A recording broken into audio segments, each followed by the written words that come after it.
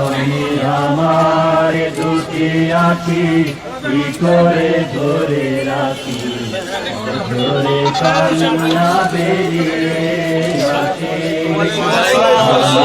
আমার দুটি আঁখি কি করে ধরে রাখি, ধরে কান্না বেরিয়ে আসে।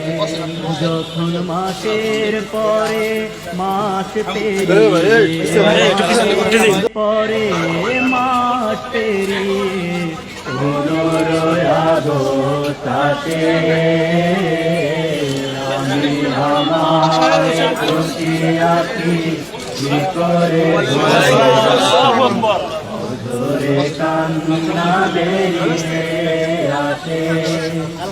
আমি আমার দুটি আঁখি কি করে ধরে রাখি, ধরে কান্না বেরিয়ে আসে।